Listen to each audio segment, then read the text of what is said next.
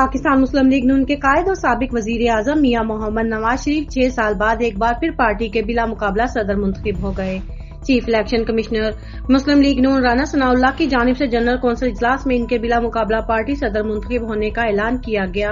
احسن اقبال نے general council اجلاس میں قرارداد پیش کی۔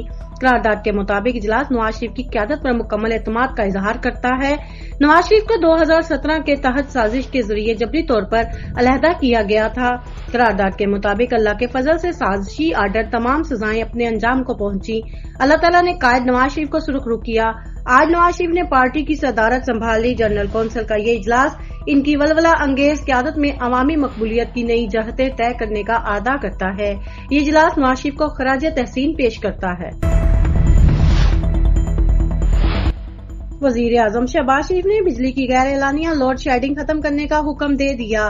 وزیر اعظم شہباز شریف کی زیر صدارت لوڈ شیڈنگ اور بجلی چوری روکنے کے امور پر اجلاس ہوا۔ اجلاس میں وزیر اعظم نے غیر اعلانیہ لوڈ شیڈنگ ختم کرنے کی ہدایت کرتے ہوئے کہا کہ نقصان میں چلنے والے فیڈرز پر بھی لوڈ شیڈنگ کا دورانیہ کم کیا جائے۔ وزارت توانائی نے وزیر اعلیٰ خیبر پختونخوا علی امین گنڈاپور سے ہونے والی ملاقات پر بھی اجلاس کو بریف کیا۔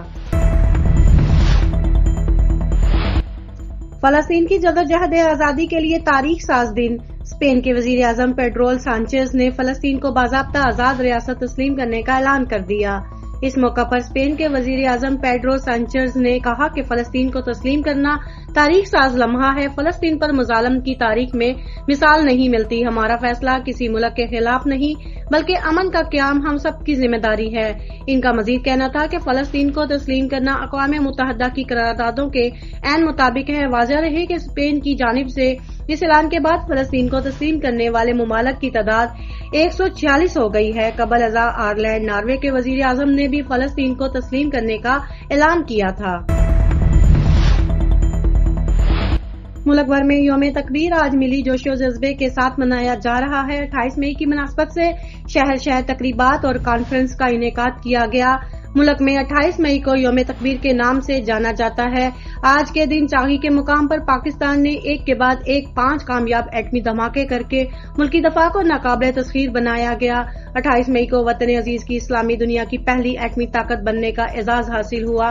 ایٹمی دھماکہ کر کے پاکستان نے 7 ممالک کی فہرست میں اپنا نام درج کروایا۔ نواز شریف کے دور حکومت میں پاکستان نے بھارت کے 14 مئی 1998 کے ایٹمی دھماکوں کا بھرپور جواب دیا۔ ایٹمی دھماکوں سے وطن دشمن قوتوں کو واضح پیغام دیا گیا۔